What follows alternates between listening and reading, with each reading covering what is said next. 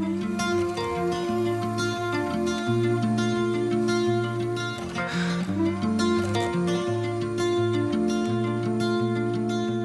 I think the main thing with the 7 that I could relate to is that you're constantly thinking about the future. Not necessarily planning, you're just dreaming. It's difficult for me to be present.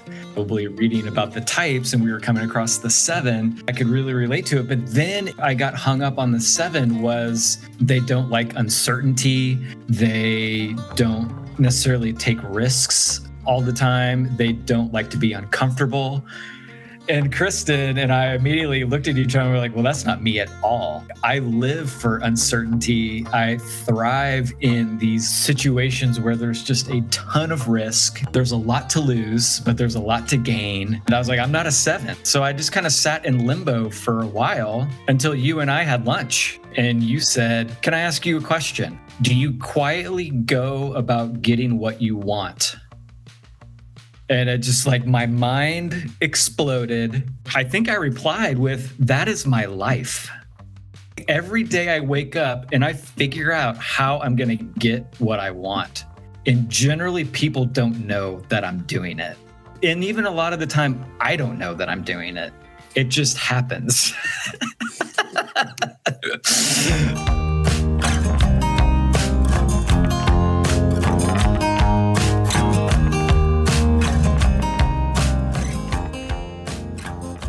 Welcome to the Story Enneagram Podcast. I'm Jim Gum, and I'm an Enneagram trainer and coach living in Kansas City. Today, we're going to hear from some self-preservation 8s as part of this season's series on the self-preservation subtypes. The self-preservation 8 is called satisfaction. They're quiet, focused, and lion-like. This type of 8 doesn't seem very 8-ish to others because they're not as loud or demonstrative as the other subtypes of the 8. Their type becomes evident when you witness their strong internal drive and confidence. Simply put, the self-preservation 8 is an acting subtype of an acting type in the acting center. Acting, acting, acting. No drama needed. Have you ever wondered why some people seek permission for their actions and others don't? Today, we're going to listen to stories from self-preservation 8s to understand how their bias towards action allows them to pursue good things for themselves and others in their life. As you heard John share in the opening, self-preservation 8s connect their desire with a focused pursuit. Ashley tells a story about buying her first car. Yeah, I think the 8 is very much a power through type of number. You just muscle. And typically there is no way where you are going. And so you're just creating the way as you go. And that showed up for me in a ton of different ways. I was the caretaker for my brother because both of my parents worked. My dad had 3 jobs. So I was figuring out how to make dinner, making sure he got his homework finished, making sure that we had, lunches and things ready for the next day. A lot of firsts. Bought my first car. Most people take their parents with them to make a purchase like that. I wanted a 4-door, not white, Infiniti G35. I researched it for 4 to 6 months, printed everything out. I had it in a big folder. I walked in there. I was like, this is what I want. This is what I'm willing to pay for it. And they were like, well, this is what your monthly payment is. And I was like, stop talking to me in payments. I'm talking about this being a price. This is what I want to pay for this car. At the very end, a manager came in and was like, you are not our typical buyer. I just had to figure it out. The self-sufficiency thing was really, really important for me. I wanted to do it myself. Listen to Dave as he tells a story about his relationship with sports. I think about it in terms of being active versus passive. I'm a terrible spectator.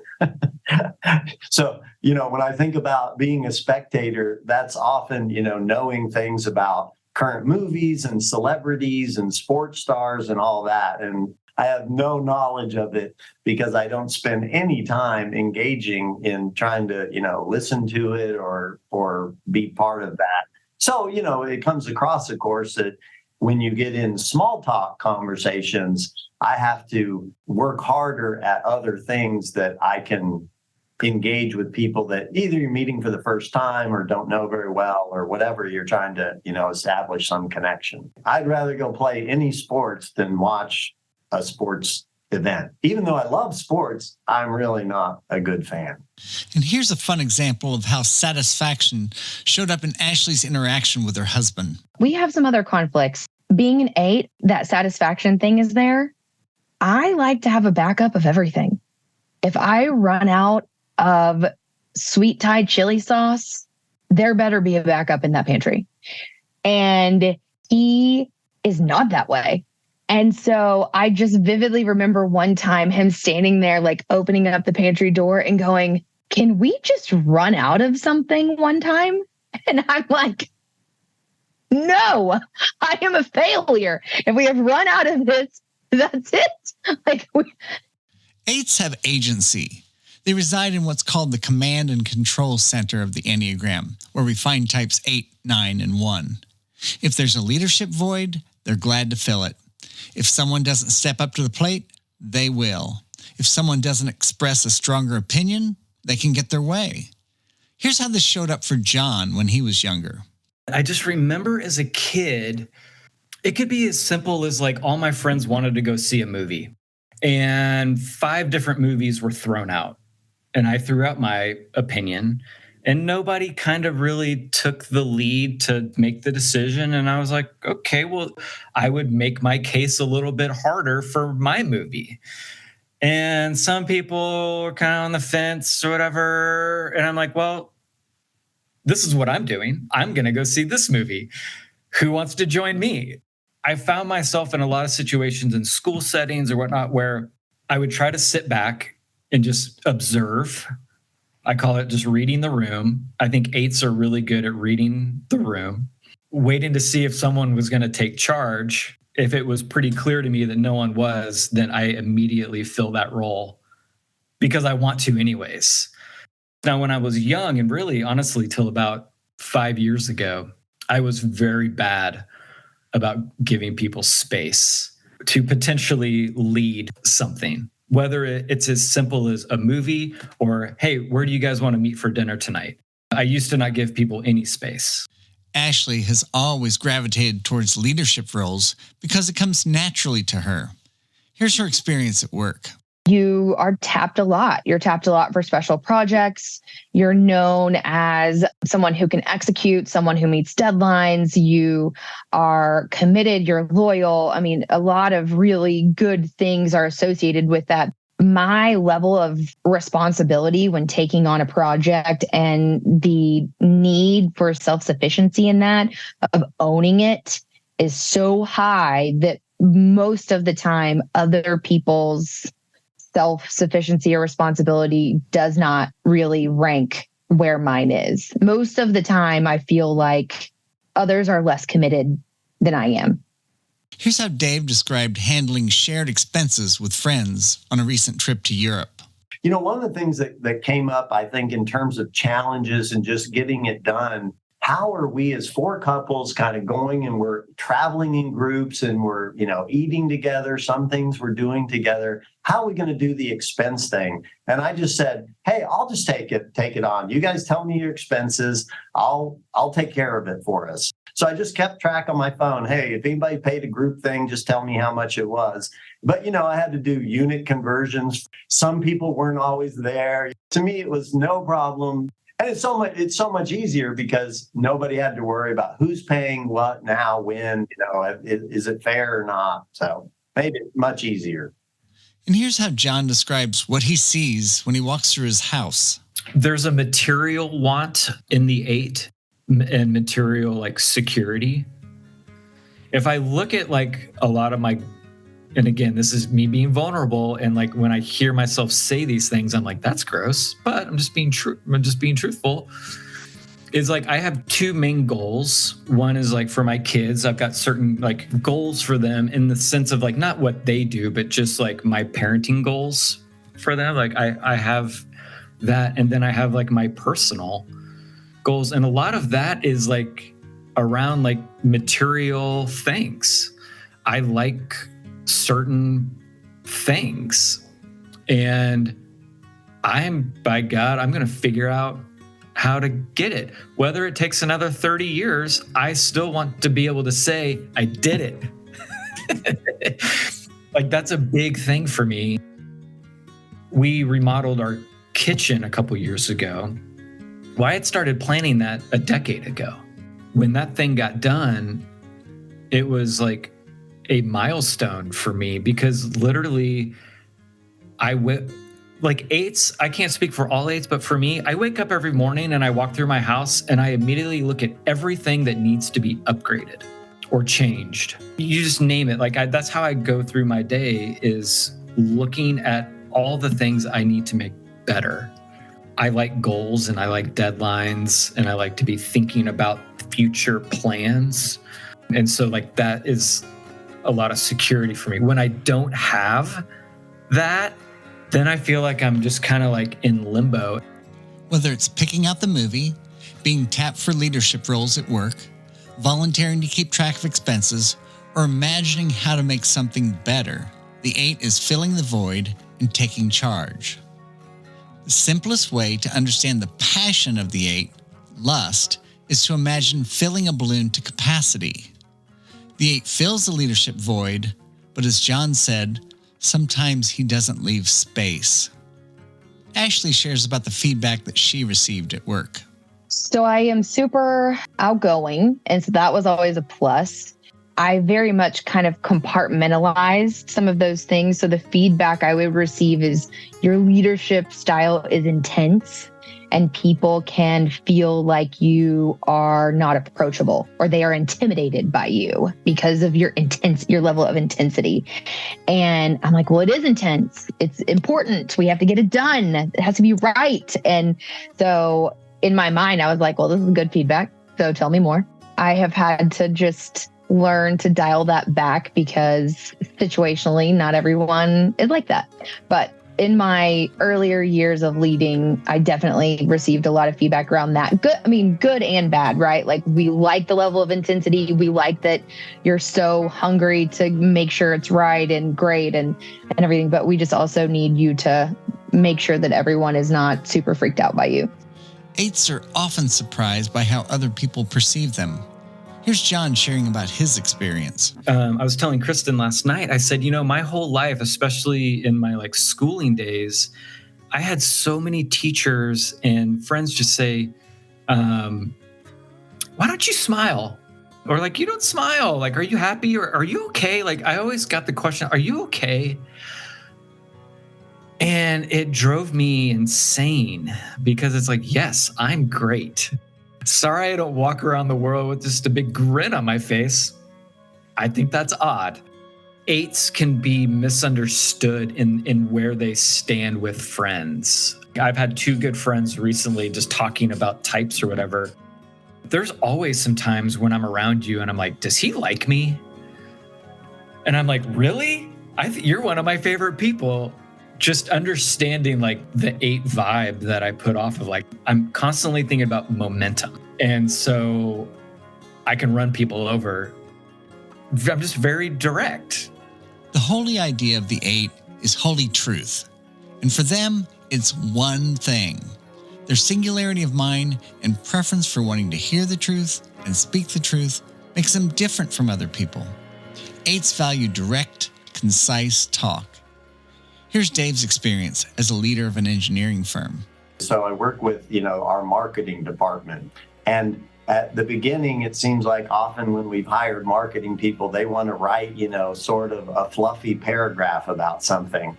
And I feel like a lot of engineers are far more this way. Not that engineers are 8s, but really don't want to read a fluffy paragraph. They really want bullet point information. Ashley describes her style. Bullet points, and everything is linear. If it could all be color coded, organized from start to finish, that would be amazing. I know that doesn't always happen, but that is how I like to communicate. Everything needs to be really nice, neat, wrapped in a bow. I don't need paragraphs. I need bullets. I need you to tell me what you need or what you want, get in, get out, and move on. 8s by nature are a self-referencing type. Their outlook on the world comes from within. It doesn't necessarily mean selfish. It's just a personality style and defines a sense of who they are. The challenge for the 8 is to get outside of themselves. This is how Dave describes his aha moment. Well, my wife has lots of stories about this. So I just remember when we got married, we're on our honeymoon, and we're at a restaurant in Florida. The restaurant was over air conditioned. We walk in, it's really cold. She brings probably a sweater. I'm in short sleeves and short shirt. And I'm like, man, let's not be in here or whatever. And she kind of looks at me, and I realize in that very moment that no decision is just my own now. and that every decision regarding what my wife and I, Marcy, are going to do is ours to make, not just mine to make. And wow, was that ever a revelation? And here's what John shares about what he's learned in his marriage. And I think it honestly has to do with my partner and her ability, because she's direct, to call things out. You know, she has a bullshit meter as well. Being in a relationship for 25 years with someone like that, and like learning, and like she's growing as well in a different way to be able to communicate better. And I'm learning to receive things better. And so, you know, after 25 years of that, like we're in a place where like she can call something out to me and I don't just completely lose my mind or deny it. There are times where I still might do that, but it's gotten better now to where, you know what? You're right. I'm just going to sit. And the interesting thing about that is when I find myself pausing and admitting limitation, it's very freeing. Like it can be very freeing where you're like, oh, you know what? I don't care.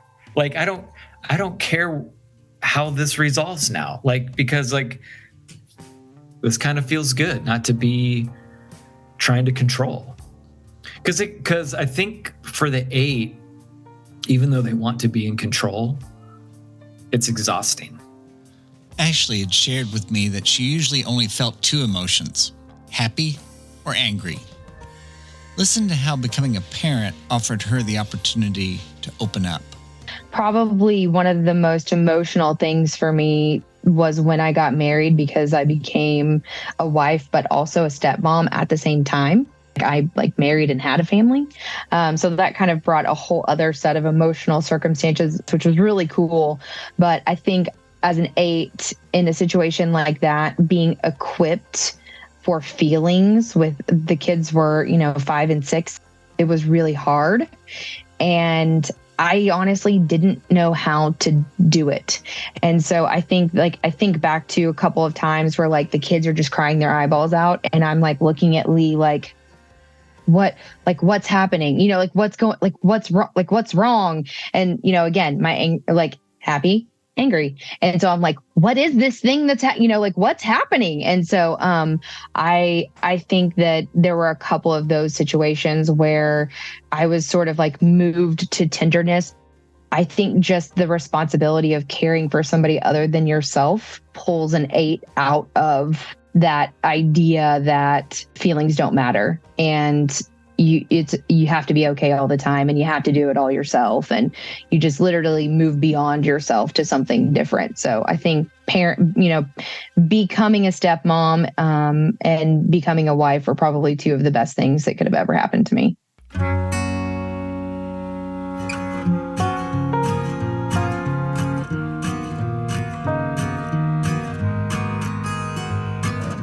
That's it for this episode of the Story Enneagram podcast. Thanks for listening. If you or someone you know is an 8 who both knows and communicates what they want, you've come to the right place. Wouldn't it be great to have clarity about life's many choices? Visit my website at storyenneagram.com. I offer Enneagram team building experiences and training for businesses, schools, and nonprofits. I also offer personal coaching packages for individuals or couples. Drop me a line and let's explore what the Enneagram can do for you. Please subscribe to the Story Enneagram podcast. Share it with your friends and family. And if you're really feeling it, leave a rating in Apple Podcasts. I'd appreciate it. Our music is by Daniel Gum. You can hear his music on Spotify or wherever you get your music. And yes, we do have the same last name. Story Enneagram, where learning your type is just the beginning of a whole new story.